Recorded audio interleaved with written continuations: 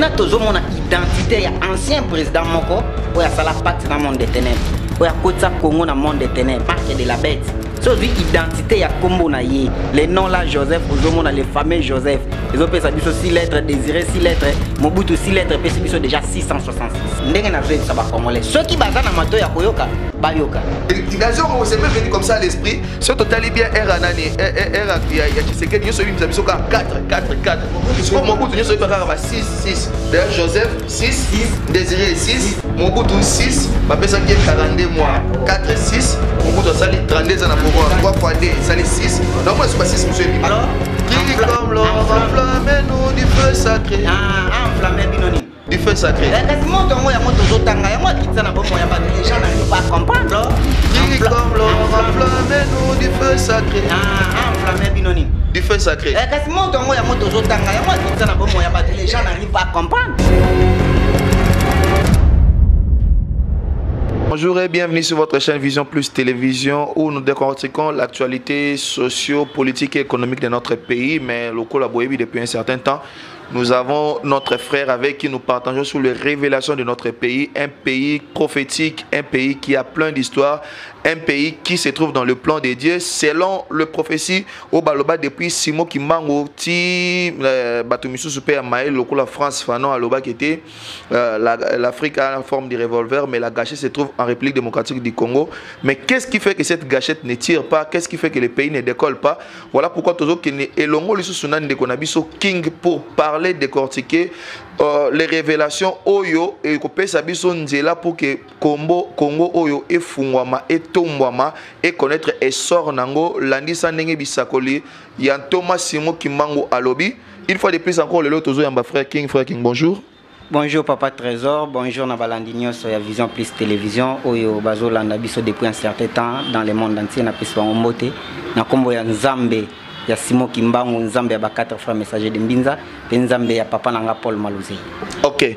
Dernièrement, la fois passée, nous avons parlé de 4 professeurs Simo Kimbango sur la RDC. Nous avons parlé comment Ezoko Kisama. On a parlé du 4e président qui est Félix Antoine Tshisekedi Tshilombo. Mais l'autre qui lui sur l'autre fois que les armoiries de notre pays posent problème. Et ça, la source, il y a blocage, il y a un cannabis. Est-ce que vous confirmez cette thèse? Oui, nous avons confirmé et puis nous avons écrit parce que le Congo est un pays prophétique. Et ça, le alors le Congo est un pays prophétique. Et ça, la lignée est tracée selon le plan dédié. Et puis Simo Kimbango Ndenge 4 frères messagers de Mbinza Ozomona, na ouvrage Oyobazo, la destinée prophétique pour la République démocratique du Congo. Ils ont livre Oyobima depuis 1978, na 4 frères messagers de Mbinza main, sorti à 2e version nango, et Kobima le 21 à mois Otozali, Oyo livre Otozanango. Tokokuta histoire wana izana kati. Il y a destinée prophétique ya Congo, ndenge ni nzamba trasa yango. Ndenge ni alakisa ba directive ya Congo fo etambola. Donc na ouvrage ezana makambu nyonso wana. Simon Kimbango Loba, Oyo 4 frères messagers de Mbinza Bazo Loba, et puis Oyo nga nazo koma notamment na livre Oyo eza affiche livre nanga accomplissement prophétique pour la République démocratique du Congo. Comment ba prophétie wana ekokisami. Yango to partager qui l'autre fois et Oyo tozo continuer ko partager les lots. OK, ça va. Les armoiries de notre pays. L'histoire d'abord est armoirie dans Bokanabiso. Où est-ce que les problèmes se posent? Et les Camerounais, ils ont le nenge balobaka, français balobaka. Et le Conini, ils ont ça le libanga na katia sapatu ya Congo pour que Congo ait développé des armoiries. Pourquoi les armoiries? Les armoiries à Congo, ils ont posé problème notamment à Congo. Parce que le Congo est un pays prophétique. Les Amboka ont une vision ensemble comme la seconde Israël, au côté l'évangile, il attend de la fin pour ébimisa monde na souffrance pour na retour ya Seigneur et Sauveur Jésus-Christ. Ndenge ba 4 frères messagers de Mbinza Bazoloba na ouvrage na uto la tout à l'heure. Mais na kati ya ba armoirie oyo ezana mutu moko aleka na mboka na biso akotisa Congo na monde des ténèbres. Otolobela ki l'autre fois, il s'agit de Joseph Désiré Mobutu. Otozomona d'abord le marque de la bête. Ototanga ki l'autre fois to mona ki histoire ya coronavirus malgré tout aussi lisa ki angoti. Mais histoire ya marque de la bête wana ezala déjà na Congo. Ça fait longtemps, peut-être, na 74 wana tant makambo ebandi ya histoire oyo ya Zaïre biso tozala kiti. Alors tokokuta makambo belé oyo Zaïre et même biso na mboka Congo ils ont bloqué Congo lelo sur ba armoirie autozanango na lingi tozwa écriture mukie totanga estima nango toyeba problème ya ba armoirie ezawat tozi mukanda ya Apocalypse 13 isa soko monite ko nimate Bible na yo Bible nanga Apocalypse chapitre Apocalypse 13 18e verset éthique et sika ototangaki l'autre fois pour le coronavirus. Et ici, bisoni na 18e verset. Et tout le monde a Congo. Comment est s'accomplir marque de la bête soine? Problème exact. Ok, ça va. Apocalypse chapitre 13, verset 18e verset. 18, ok. C'est ici la sagesse que celui qui a de l'intelligence calcule le nombre de la bête, car c'est un nombre d'hommes et son nombre est 666. Ok. Bible que c'est ici la sagesse que celui qui a de l'intelligence calcule le nombre de la bête. Maintenant, tout le monde a identité. Il y a ancien président Moko, il y a la pacte dans le monde des ténèbres. Il y a Kotsa Congo dans le monde des ténèbres. L'autre fois, s'il faut coopérer avec les diables pour que le Congo reste uni, je le ferai. Tout le monde a identité. Comment il était le marque de la bête. Donc, mon bout a déjà marque de la bête. Spirituellement. Spirituellement, au bas Congolais bayebati. Et l'élo est la marque de la bête. Monsieur Linga qui s'est répété dans Congo. On dit déjà le coup la temps en Zambie c'est Kokisamaki. Moi marque de la bête on s'est répété zati. Donc Linga qui zongate. Mais na lingi ko révéler histoire wana te pona koboya makamususu. Tebi que justice équitable na ne vandité. Na mboka na biso nde na zolo bana ba émission moko na Congo mon pays libre TV. Est-ce que tous la justice équitable na Congo? Donc tous on a awa Joseph Désiré Mobutu. Joseph Désiré Mobutu oazaki déjà marque de la bête. So identité ya kombo na ye. Les noms là Joseph ozomona les fameux Joseph. Les autres ça biso 6 lettres Désiré 6 lettres Mobutu 6 lettres pesi biso déjà 666. OK. Qui est le marque de la bête. Maintenant to komona makamnine oya salaki comme marque de la bête o ekotisi Congo na souffrance. Donc, Joseph Désiré Mobutu valeur numérique ya ba lettre et pesi biso 666. 6. Ouais. OK. Donc valeur numérique ya kombo ya Joseph Désiré Mobutu et ça 666. Maintenant tozomona parce que ba biso na Apocalypse 13 18e verset c'est ici la sagesse que celui qui a d'intelligence calcule le nombre de la bête et eza kombo ya mutu. OK. To bimisi yango to moni kombo na ye comme pesi biso marque de la bête. Caméra zoomé mutu zomona Joseph 6 lettres Désiré 6 lettres Mobutu 6 lettres. OK. Et pesi biso 666 et maintenant to ye kozwa biloko yo maintenant ba armoire yo poser problème na Congo. To zi Apocalypse 13 deuxième verset et lobi na bisoni. Kaka esika kombo na ye ebimi wana 18e maintenant tozongi na deuxième verset nango au début. OK. La bête que j'ai vue était semblable à un léopard. OK. Ses pieds étaient comme ceux d'un ours et sa gueule comme la gueule d'un lion. OK. Les dragons lui ont donné sa puissance, son trône et une grande autorité. OK. La bête que j'ai vue était semblable à un léopard. Mais léopard wana toza na été ce que tali Mobutu tango ye na Congo a instauré armoirie le léopard que le oui totem na ye o eza comme devise comme armoirie oyo to ça la lelo que le marque de la bête oyo batanga to tangi na 18e verset to calculer kombo na ye maintenant to zongi na 2e verset to moni elembo ya ela ki biso marque de la bête et les dragons lui donna la puissance et l'autorité bon moni comment ça qui très autoritaire et ce que ozui awa na verset 4 bazo ebisa bisoni. Verset 4. Et ils adorèrent les dragons parce qu'il avait donné l'autorité à la bête et adorèrent la bête en disant qui est semblable à la bête et qui peut combattre contre elle. OK. Est-ce que ebi ndeko trésor ngana yo tant wana tozaki encore ba gamin tozaki na ba âge tozana ngo lelote ba papa na biso ba yembela Mobutu na mboko yo parce que bête apesa ki autorité ba adoraye or ba zo adorer le marque de la bête sans le savoir. Mobutu elombe, Mobutu elima, Mobutu les baptiseurs, nana kokani na yo.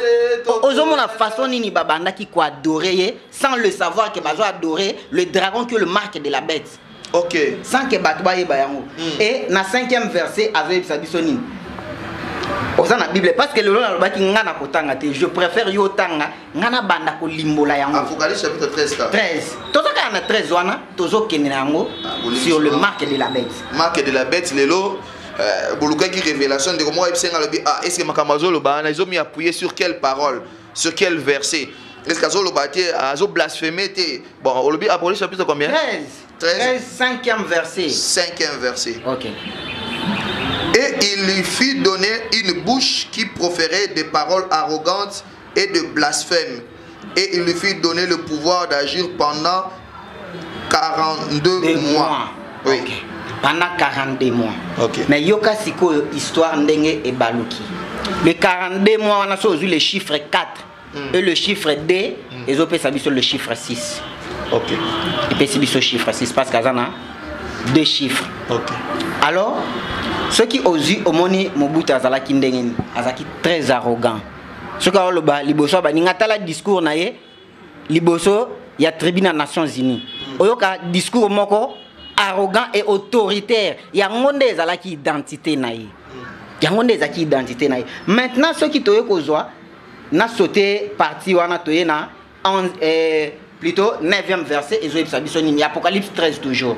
Si quelqu'un a des oreilles qui l'entendent.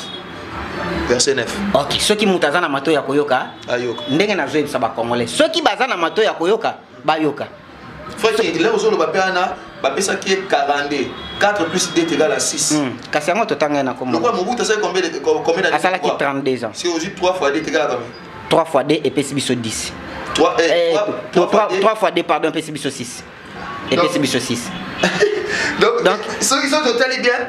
D'ailleurs, c'est même venu comme ça à l'esprit. Si on totalement bien, R ya Tshisekedi, nous sommes mis à 4. Mobutu, nous sommes à 6. D'ailleurs, Joseph 6, Désiré 6, Mobutu 6, Bapesa qui est 42 mois, 4, 6, Mobutu sali 32 ans à pouvoir, 3 fois 2, sali 6. Non, moi, je suis pas 6, monsieur Bima. 6, monsieur, c'est Obima. On a tout le monde maintenant, tout le monde a ses mains, tout le monde a balobi. Donc, si quelqu'un a des oreilles, ce qui est ayoka. Ceux qui mutazana motema kondima andima. Ceux qui ba congolais bandimi ko balingi kondima liloba on azo pesa comme message to débloquer Congo. Mais ceux qui baboyi to kotikala na situation tozana. Et nazo continuer koloba. Si Félix Tshisekedi alinga délivrer Congo, fayo ka ba moins connu.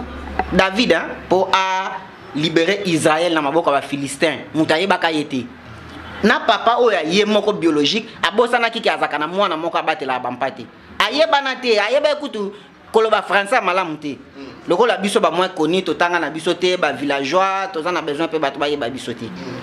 Ceux qui ont besoin de sauver Congo, faut que ba moins connu, ba moins considéré. Parce que tant on a le bac accord FCC caché au sala 2 ans, pasteur moko afinganga pasteur Kas que naza zoba naza mayelete, mais lelo na sengaye droit de réponse. Tango kokisani azonga na plateau pour to débattre akima. Vous avez un plateau. Na kopé ça yo même archive parce que naza na archive na ngani so eza na Congo mon pays libre TV so bakoti émission ya liboso te ya mibale tozaki na révérend pasteur Bijou na pasteur Kas na canal Congo télévision eza na plateau ya Ndeko Doudou Montiri. OK. Akima pasteur Kas Kasongo, il église primitive. Oui, il y a primitive. Église primitive papa Ndeko King azosenga yo ozonga sur droit de réponse aibisaka bino ke FCC caché ça la 2 ans. Bondima ite bofinga izoba mais lelo isali 2 ans ekabwani siko yo lobini ni pasteur Kas Ndeko King yo anazo senga yo droit de réponse quand même. Aibinga bien archive pesa na otiki. OK. Et puis na PCP mbote na comment nzambe na biso malgré ba divergence ezo kabola biso kaka ya ba vision, tous en a même vision té, mais nous sommes des frères, il n'y a pas un problème entre nous personnellement comme ça. OK. Alors, donc le doit affaire 6, oui, affaire lelo ndeko lelo ozolanda biso l'autre fois Olanda qui émission ezalaki chiffre 4 net ozolo bela chiffre 4 président Félix Antoine Tshisekedi azali 4e président comment numériquement azali 5e mais spirituellement azali 4e te démontrer qu'ango mais lelo sous ba révélation zo bimela biso awa sur l'ancien président de la République Joseph Désiré Mobutu ndenge ni azaki marque de la bête les ba révélation frère King azo ça biso c'est vraiment c'est très profond bino ba kozolanda biso déjà bo banda ko aimer déjà bo liker émission bo partager ango pe pourquoi pas bo mi abonner pe na chaîne pour bozo ba révélation pour ko ba mission za na ebele et okoba monsieur ça ebele. OK. Toye maintenant na 10e verset azolo banini. Si quelqu'un mène en captivité, il ira en captivité. Si quelqu'un tue par l'épée, qu'il soit tué par l'épée. Mobutu a besoin pouvoir na coup d'état, il peut besoin qu'il pouvoir na coup d'état. Voilà. Omoni? Mobutu a besoin pouvoir na manduki parce qu'azalaki chef ya armée. OK. ou chef d'état-major il y a forces armées na mboka na biso ça la casse beaucoup d'état il peut besoin de pouvoir na manduki na nzela ya Laurent Kabila omoni et maintenant tu ko zo 13e verset et yebisi biso nini na ligne otanga na Bible na yo et na la sabande ko maintenant problème ya ba armoire na biso. OK. Apocalypse 13 verset 13. Verset 13. Elle opérait de grands prodiges jusqu'à faire descendre du feu du ciel sur la terre à la vue des hommes. Sikoyo bandeko bazolanda nga na ndako oyo eza ba différents drapeaux ya mboka Congo. Na 1900 avant indépendance na 1877 si na 1960 tozaki na drapeau moko ya oya drapeau ya étoile moko. Oyo Congo belge banda osala. Na 1960 oyo koma na drapeau ya 7 étoiles. Na 1963 to comme un drapeau autoza nango lelo oyo eza les fameux marques de la bête aussi oyo zoni ko la Congo batoyer bien ngoti oyo Mobutu a drapeau besoin ko la Congo oui zoni ko la Congo to mona ngo plus tard to kini malembe OK et tant to ko longa na drapeau oyo de 1971 ti 1977 to comme un drapeau oui 97 plutôt en 1997 to comme un drapeau o ya flambeau ya Zaïre ya ngo balobi wana te Apocalypse 13 ebisi biso ni onde ko na biso ko to boketwa la ta na simbana ebisi biso elle opérant de grands prodiges même jusqu'à faire descendre du feu du ciel sur la vie des hommes. Apocalypse 13 akitisa moto na bomo ya bato kasi moto ngo tala siko drapeau o ya Zaïre na kati za na flamani moto flambeau flamme ya moto siko hymne national ya Zaïre oyeba lobango nini naïba ngobimba Zaïrois dans la paix retrouvée OK peuple uni nous sommes Zaïrois OK en avant fièrement OK tricolore tricolore enflammez-nous du feu sacré enflammez binoni du feu sacré kasi moto ngo ya moto zotanga yango akitsa na bomo ya bato les gens n'arrivent pas à comprendre pas comprendre te zongela ngo bien tozonga partir à refrain na oui tricolore enflammez-nous du feu sacré OK tricolore enflammez bino du feu totangi Apocalypse 13 18e verset totangi 2e verset totangi 4e totangi 5e et toyé maintenant na verset 13 alobini il fera des prodiges même jusqu'à faire descendre le feu du ciel sur la terre à la vie des hommes. Akiteli bino sans les savoir bato oye baté. Zela siko alobi tricolore enflammez-nous du feu sacré. Ça veut dire ce feu là est sacré. Sacré à qui? Sacré à la bête. Ça veut dire c'est un feu spirituel. Sacré à la bête. C'est un feu spirituel. Oui, spirituel, nous avons deux anges. L'ange des ténèbres et l'ange de lumière qui est Christ. C'est comme ça le monde est dirigé. Déjà de sa base, il y a tout le monde qui a 666 alors na source moko jair maïmi balé. Donc déjà les bandits dans 666 fait sacré wana c'est du ténèbres. Du ténèbres yango et enflammé bino yango tozo tang apocalypse parce que tozo décortiquer yango et les 666 wana toye comme on a lisusu awa. Total 666 c'est comme on a 3S. Si les gens veulent savoir, les 666 est comme on a 3S. 600 et ça S moko 60 et ça S moko 6 et ça S moko ça les 666 les 3S c'est seco aux autres ça dit sur les 3S fucking c'est seco les 3S bah S misato qui est les 666 600 donc 6S 60 S 6S et on voit, oui, quand même, 6, ça veut dire avec S, 60, S, 6, S. Les 3S, c'est ce qui est les 3S, abrégé. Et ce qui te dit maintenant, yoka makambo Zaïre et Melabiso, ou Koti Congo n'a pas. À ça, les zaïrisation. Zaïrisation, ou Melabisoning. Zaïre comme fleuve. Naufrage au Salamana Tanaï. Zaïre comme république, il y a un Congo dans le monde des ténèbres. S'il faut coopérer avec les diables pour que le Congo reste uni, je le ferai. Bah ça li pacte dans le monde des ténèbres. Bah il y a les marques de la bête oeza le léopard oezo nyoko la Congo lelo. To komo na oeza devise oyo Félix Tshisekedi a osala la lelo. Que le marque de la bête oyo Joseph Kabila tika ki na ebisa ki binoke. Il est le fils spirituel de Joseph Désiré Mobutu. Na livre nanga nazokoma Joseph Kabila Kabange est le fils spirituel de Joseph Désiré Mobutu. Dans quel sens? Tout monde a yango na sens nini et aussi sur le plan physique à sa fils spirituel. Il y a papa naye Laurent Désiré Kabila. Tant aux histoire physiquement fils de Kabila mais spirituellement fils de Mobutu. Oui, tant aux yango tozotanga awo mona makamnini ezoloba kaka na apocalypse wana et Zaïre comme l'argent na 1991 pillage salama na mboka na biso ebe eza pona mbongo babimisa mbongo moko oyo bafuta bandeko na biso basoda papa na biso Etienne Tshisekedi aloba bolia yango te et ye pas sumuka tokomona pe aussi histoire ya Etienne Tshisekedi comment aza Moïse na Congo mais akotaki kanate parce que asumukaki tokomona yango prochainement ebi bandeko misu balinga année prophétique frère King nde point na nde bandeko bo bazolanda biso abalinga ka te na docteur Tshisekedi. Écoutez les leaders maximum hein les professeurs plutôt les premiers docteurs en droit ngana zako benga ye les professeurs tournesol parce que c'est un vieux na habité niveau ya sagesse na intelligence wa zaki nango maintenant on a lobi ka sumukaki faut batba yoka na lobi bien il est le Moïse ya Congo oyo nzamba pesa ki mission Etienne Tshisekedi azaki na mission particulier pour na mboka Congo aza lokola Moïse abimisa peuple ya Congo na Égypte mais à côté terre promise pour asumukaki donc mona oui na libanga il pas asumukaki yesiko asumukaki parce que tant apesi mot d'ordre ke balia mbongo te et mbongo wana tant apesi mot d'ordre ba papa na biso bazaki na temps wana ba yokaki parce que azaki muto yo azaki ko incarner vision ya population ba yokaki ba boyaki etant ba boyi bandeko na biso ba soda ba futaki mbongo basaline ba piye mboka koti na souffrance ye pas sumuki yango akotaki terre promise te to mona tant to comme na temps ya obeta histoire na ye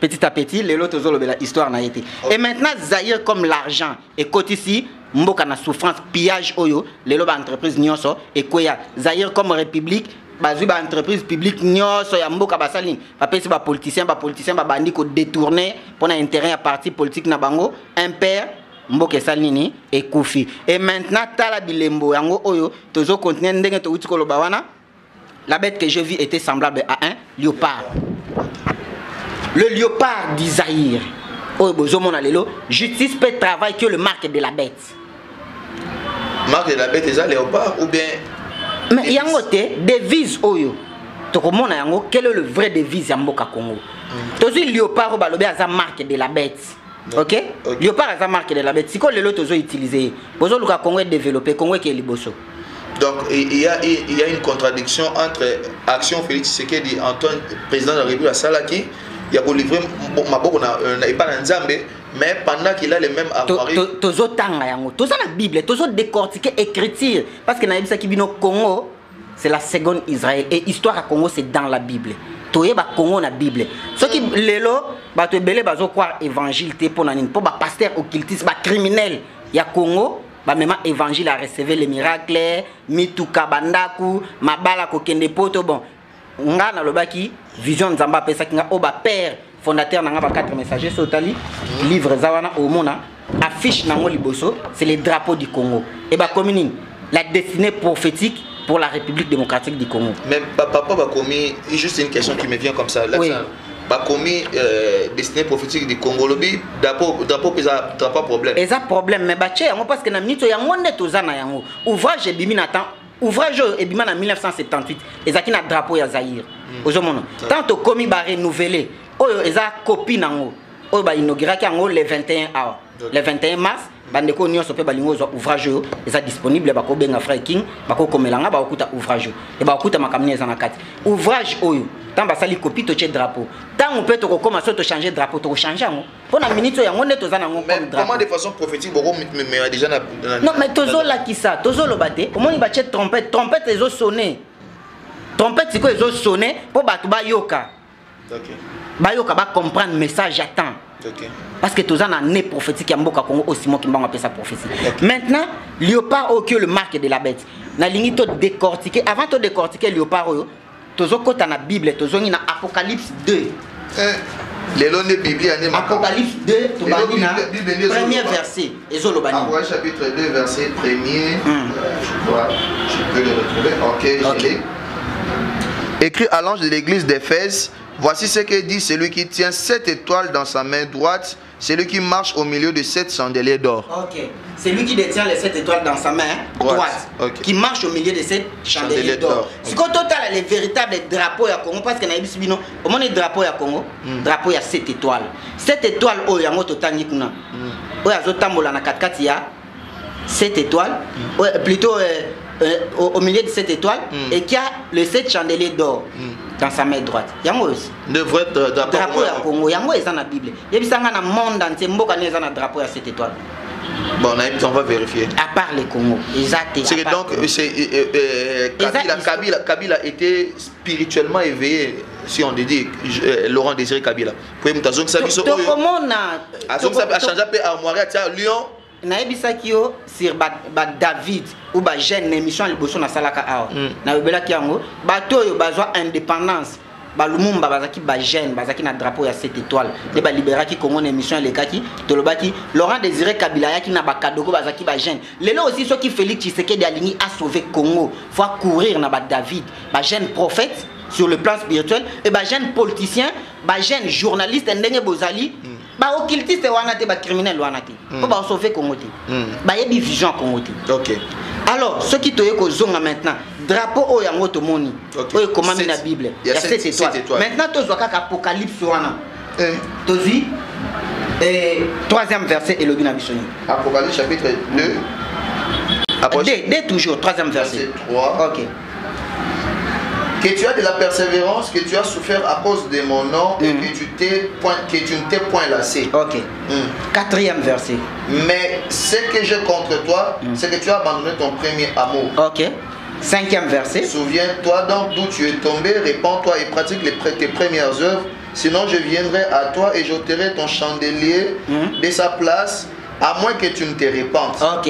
Alors, Bibo Sanin, on se repentir non. Et tu continues dans verset 6. Donc, faut pas Congolais ba zonga na premier amour na yo eza drapeau na ya liboso. Faut pas zonga wana. Faut pas se repentir ba zonga. Sixième verset le bina bisoni. Tu as pourtant ceci, c'est que tu es les œuvres de Nicolaïte, œuvres que j'ai aussi. Ozana biloko oyo nga na salaki nini na boyaki. Œuvre o ngana yinaki ya Nikolai. Biloko oyo nzamba boyaki na Mobutu que le marque de la bête, le léopard qui est le marque de la bête oya benganaki, oya boyaki aboakaki. Mais lelo to zongeli yango moni tant Laurent Désiré Kabila yaki, tant qu'il azalaki déjà soufflé spirituellement. Aye libiso devise to mona lelo ezolo belanine. Et maintenant na devise wana tangu Joseph Kabila yekozwa pouvoir na sima ya liwa ya Laurent Désiré Kabila azongisi justice peut travail. Pourquoi na ebisa kibino ke il est le fils spirituel Joseph Désiré Mobutu nde azongisa kibilo kwana yango alobaki je n'ai pas réussi à transformer l'homme zaïrois à devenir l'homme congolais et je n'ai pas aussi 15 personnes d'entourage nanga. Pourquoi zaki na 15 personnes d'entourage na yete tant comme na kobeta histoire ya Joseph Kabila sur la spiritualité to komona yango. Et toye kozwa Joseph Kabila pas dans histoire na tokokuta yango malembe toye kozwa 8e verset elobi na bisoni 8e verset ouais kakawana 2 verset 8 écrit à l'ange de l'église de Smyrne. Voici ce que dit le premier et le dernier, celui qui était mort et qui est revenu à la vie. Celui qui était mort et qui est revenu à la vie. S'il faut coopérer avec le diable pour que le Congo reste uni, je le ferai. Et les lots qui se d'ailleurs lobby, je remets ce pays entre les mains de Dieu. Mais aux autres retenir biloko nzamba salakini. Aboya ki lobby, justice peut travailler nzamba boya ki le marque de la bête. Mais il y a besoin de retenir en haut. Oyo, batikela qui est na prédécesseur na ye. Oya, oui, ok. Et vous croyez Congo qui est libre comme mais je vais poser juste une question, parce que tu vois, nous allons continuer avec les révélations. J'allais juste te poser une question. Qui est-ce qui inspire Armoirie à Mboka Nabiso? Parce que ça s'échange comme ça. Est-ce que vous n'avez pas Nabiso et vous avez un parlement et initiative en où vous avez? Oui, les armoiries, armoiries, eza lokola elembo ya mboka na bino. Oyo ezolakisa bokasi ya mboka na bino. Biso siko Congo eza pays prophétique. Hein? Bokasi ya mboka na biso eza léopard, to eza les lions de la tribu de Juda. Siko total awa le véritable devise ya mboka Congo. Okay. Félix Tshisekedi lelo a lancé devise naye o azoloba l'état de droit, hein? L'union sacrée. L'union sacrée balobi ngbo sanganite. Siko justice peut travailler à la sangai. Justice peut travailler. Wapi sacré o ya seigneur na union ya bato ezawat. Bo sangani ya bato ezawat. Ezate. Non non, c'est pas ça. Poto zwa kimia futo sangana nan. Ngana yo soto sanganite to zwa kimia. Futo sangana nan poto zwa kimia. Tant to ko sangana. Vrai armoirie à Congo eza oyote. Vrai armoirie à Congo, voilà yango.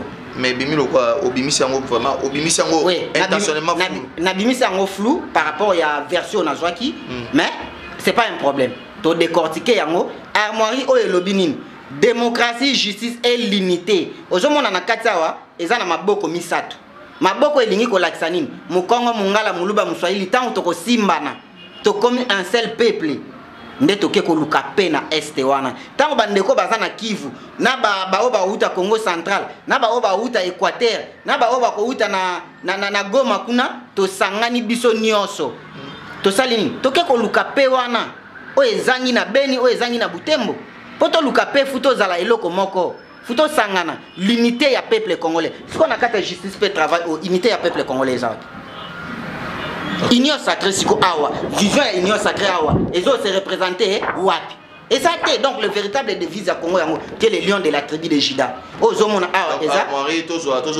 les lions de la tribu de Juda démocratie justice et l'unité donc devise au Kabila les pères OK non seulement Kabila les pères avant indépendance tozalaka mbasalelaka OK il y a les lions de la tribu de Juda que les quatre faces de Dieu parce que Congo est un pays prophétique au Nzamba pona lokola nzamba pona ngo futo tambola na ndenge nzamba zo senga o eza écriture na futo tambola ndenge wana les quatre faces de Dieu futo tambola na les lions de la tribu de Juda o ya ko diriger Congo OK et ensuite a ozomona o eza mandalala eza na papa na biso moko que son âme repose en paix alanga nzembo moko ayembaka tabulei Congo ya makasi mutu ya nkoi Congo ya bwana pembe ya nzoko kasa ya mbila omoni Congo ya bwana kasa ya mbila te siko kasa ya mbila o eza une sagesse fleur armoirie beauté wana moni ozo memela biso mais awa so total ozo mona likonga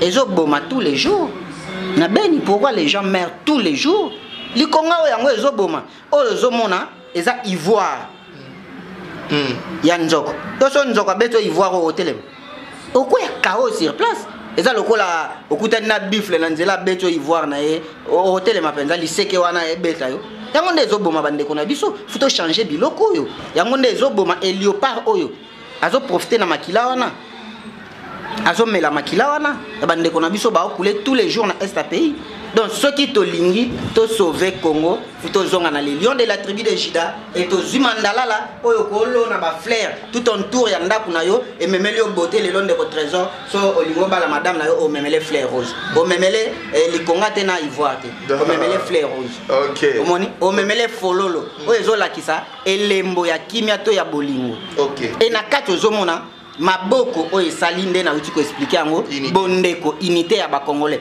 ana bakomi démocratie yango ya zoloba état de droit a ba lobi justice la justice qui élève une nation et la justice qui est Dieu lui-même qui est le juge suprême oya ko juger mokili ba criminel spirituel na ba criminel politique oyo bazolinga otika Congo te nzamba o juger bino parce que na yebisa ki bino les trois sortes de morts OK tozo continuer na et na suka unité ya peuple congolais l'union sacrée vision nango yango voilà devise la union sacrée ya zoluka bande rozolanda donc vrai armoirie mboka na biso démocratie unité justice et l'unité alors na on a bilo mususu bima ba dolité naissance ya nani vraiment ko décortiquer même ce ko italien na naissance oyo Mobutu abotam na 1930 maman ye mabotam na 1924 so 1930 na 1924 eza na kara combien ya 6 ans ozomona quel mystère bon histoire écart ya 6 ans est-ce que moi na 6 ans ko bota nyonso ezaka ba 6 pour 6 c'est bien biso 6 te maman ye mabotam na 1924 Mobutu abotam na 1930 quel phénomène donc moi na 6 ans aboti et puis c'est biso chiffre combien 6 bizarre et ça vu dolité et comment on a 9 lettres comment on a 9 lettres 9 et 6 renversés donc c'est un mystère toi aussi ça et ça histoire ya corona ah oza coronavirus on parle to le côté voilà tous on a parce que minutes et les sociétés combien minutes tout ce qui a 4 minutes pour nous ça Toujours 11e verset. Nous sommes en train déjà de chuter. 11e et 12e verset. Et si tu écoutes maintenant histoire, il y a Joseph Désiré Kabila, plutôt, il y a Joseph Kabila, Kabange, comment a eu fils spirituel. Joseph Désiré Mobutu pour y avoir ça, devise à justice pour travail, na drapeau. Bah Mobutu c'est le quoi bazam mayele. Bah il y a ceux qui bazong ici drapeau ya Zaïre. Bah tu vas comprendre facilement que esprit ya Mobutu est saline et zongi. Moi bazong ça drapeau ya Zaïre et ça te bah yeli biso maintenant drapeau oyo. Rouge et Makila automona qui kunana drapeau ya Zaïre wana martyr de l'indépendance. Oui, ou flamme ya moto wana. Oui, zo sopa Makila bande ko na biso lelo futo longolango futo koma na jaune o eza ba richesse na biso na bleu o eza la paix. Yango de futo tikala na. Donc futo longola rouge. Soto lingi makila SCC na Congo etika kotanga futo longola biloko nyos. OK. Apocalypse chapitre 13 verset 11e verset tout mon eska nini Joseph Kabila Kobini. Puis j'ai vu monter de la terre une autre bête qui avait 2 cornes semblables à celles d'un agneau et qui parlait comme un dragon. Puis j'ai vu monter de la mer une autre bête qui avait 2 cornes semblable à celle d'un agneau et qui parlait comme un dragon.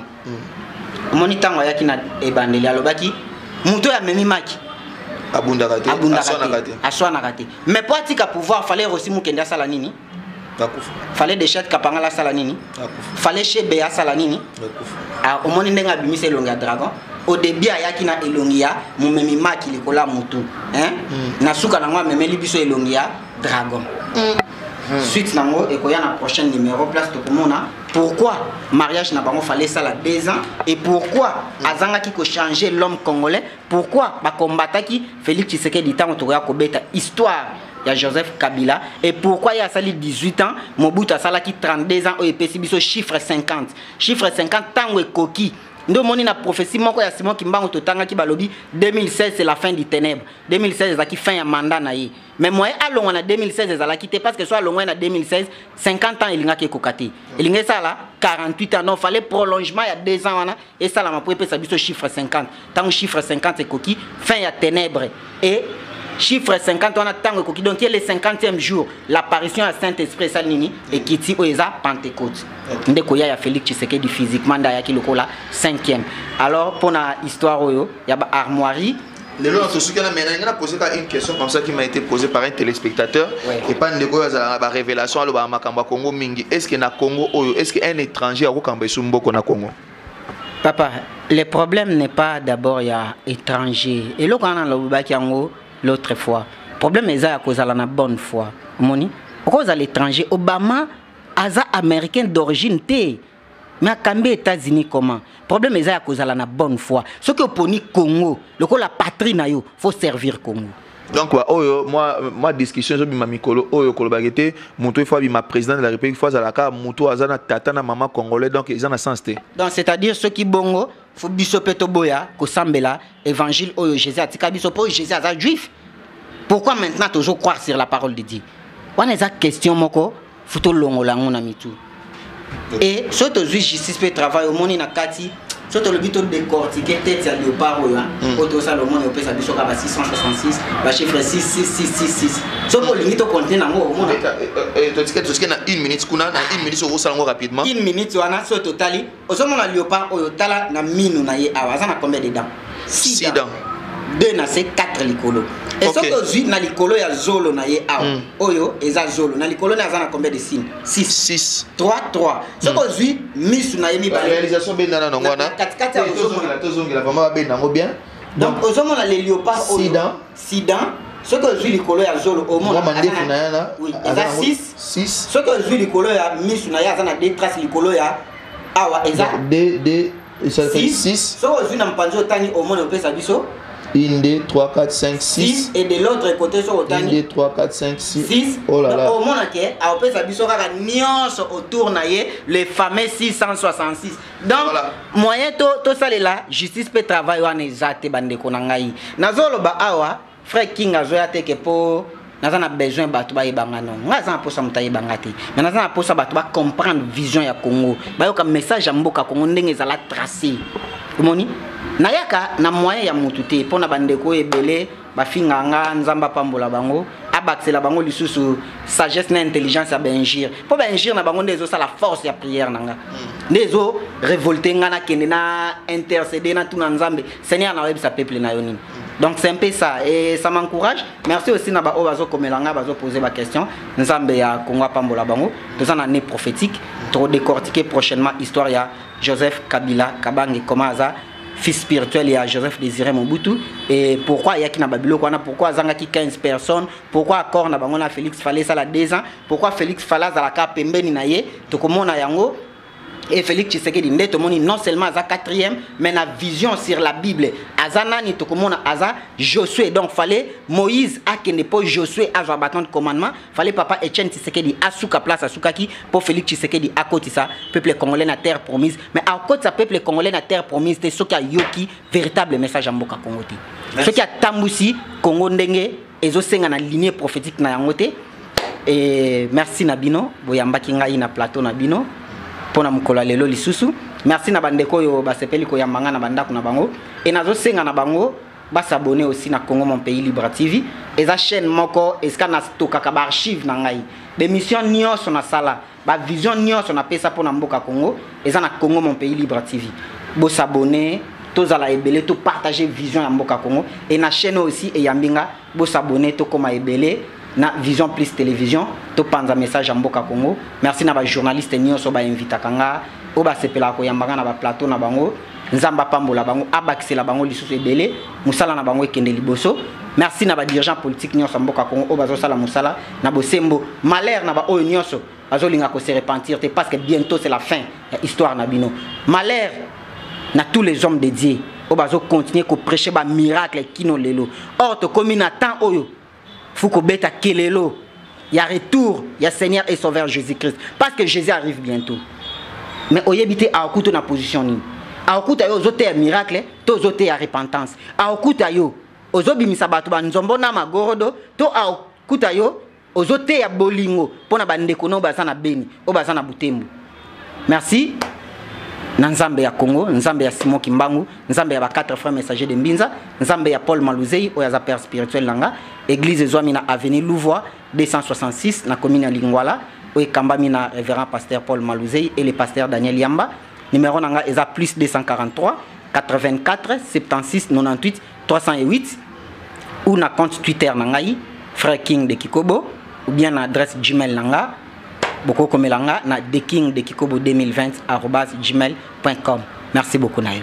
Ok.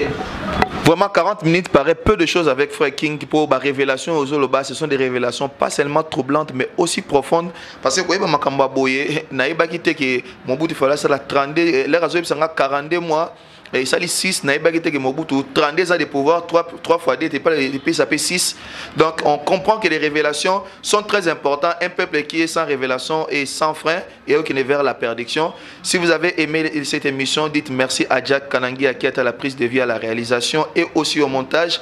Merci à Bella Dinganga qui nous suit à partir de Londres, notre number 1 de la chaîne. Et vous tous qui nous suivez de partout. Makamba Boyorozoronka na Vision Plus. Déjà avec les frères King, ce sera la semaine prochaine, le week-end prochain. D'ici là, portez-vous bien avec les mêmes plaisirs. Bon week-end chez vous. Ciao.